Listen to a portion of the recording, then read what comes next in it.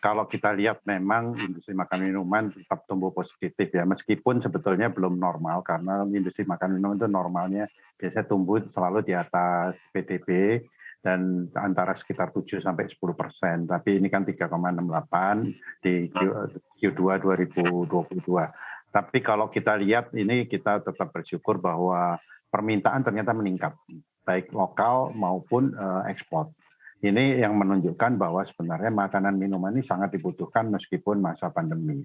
Dan bahkan kita beberapa diuntungkan juga dengan geopolitik ya, di mana ada persaingan antar negara-negara besar seperti China, Amerika, persaingan, kemudian ada perang dan lain sebagainya, beberapa pembatasan ekspor pangan. Nah, kebetulan dengan kondisi geopolitik seperti itu, industri makanan minuman Indonesia mendapatkan permintaan dari beberapa negara dan bahkan sekarang terus meningkat. Kalau kita lihat tahun lalu secara total ekspor kita kan juga meningkat cukup signifikan untuk pangan termasuk termasuk minyak palm oil dan turunannya itu kan peningkatannya cukup tinggi sekitar 44% ya. Tapi kalau kita keluarkan palm oil hanya semi proses dan proses food dari HS 16 sampai 24 itu tahun lalu peningkatannya 18,3%.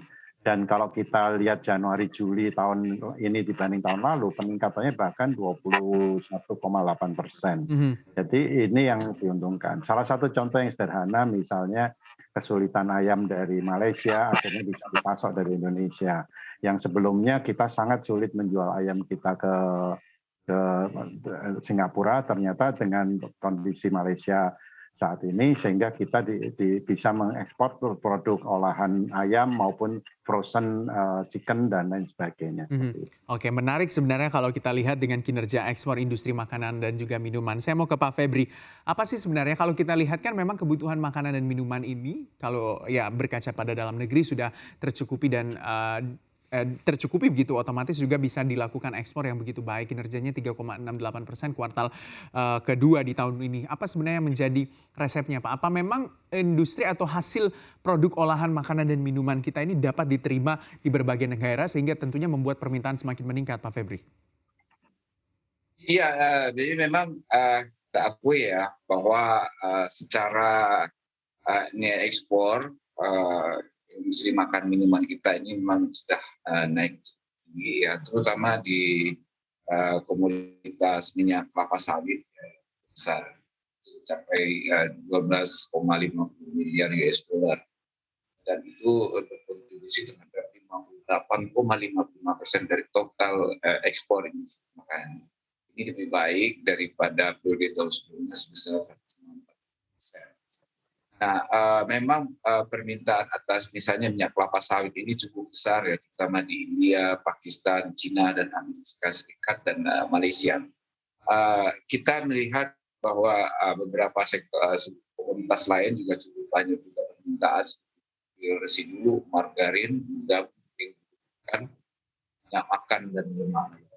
Terutama untuk minyak makan dan lemak nabati ini kenaikannya paling signifikan di antara komoditas sektor makanan minuman 49,9%, lebih tinggi dari periode tahun 2021 dan ini diekspor ke China, Malaysia, Amerika Serikat, Thailand dan Korea Selatan.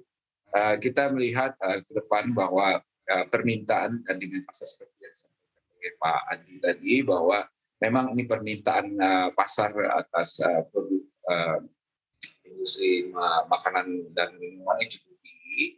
Ya, kita tahu beberapa pasar itu membutuhkan komoditas tersebut karena ada gejolak di pasar internasional dan kita Indonesia industri makanan minuman siap untuk masuk. Kementerian Perindustrian juga sudah coba melakukan berbagai upaya untuk meningkatkan permintaan pasar yang cukup tinggi itu, terutama untuk penguatan kemampuan industri makanan secara menyeluruh dengan fokus perbaikan pada sektor pertanian.